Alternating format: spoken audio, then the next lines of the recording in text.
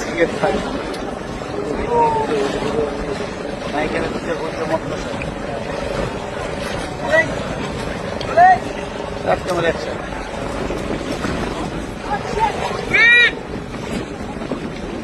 সামনে দিয়ে কর কাছে যা সামনে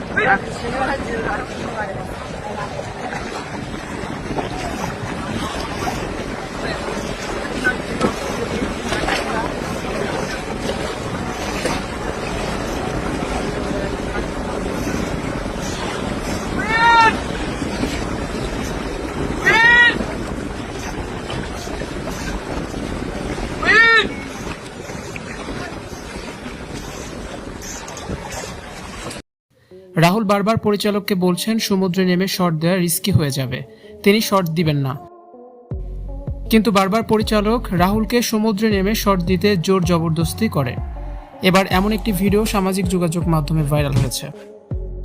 পরিচালক রাহুলকে সমুদ্রে নেমে শট দিতে বললে রাহুল সমুদ্রের পাড়ে কিছুক্ষণ ভালোভাবে দেখে ফিরে এসে পরিচালককে বলেন রিস্ক হয়ে যাবে, আমি নামবো না।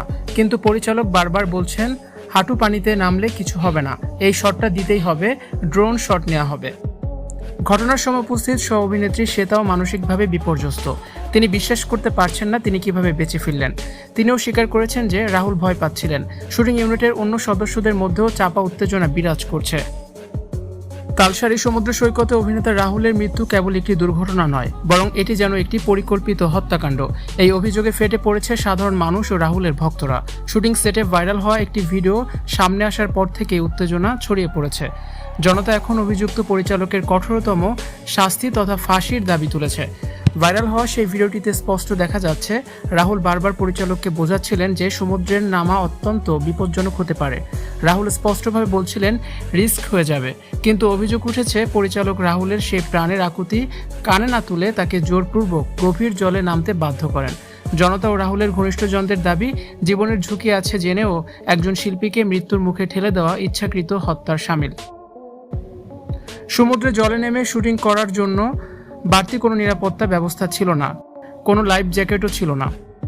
রাহুল নিজেই তার প্রাণের ঝুঁকি অনুভব করছিলেন, সেখানে পরিচালক কেন তাকে বাধ্য করলেন? নিরাপদ কোনো ব্যবস্থা বা লাইফ জ্যাকেট ছাড়াই কেন তাকে গভীর সমুদ্রে পাঠানো হয়েছে? ভিউয়ার্স, রাহুলের এই ভিডিওটি দেখে আপনার কি মন্তব্য জানিয়ে অবশ্যই কমেন্টস করে দিন এবং ভিডিওটি বেশি বেশি করে শেয়ার করুন।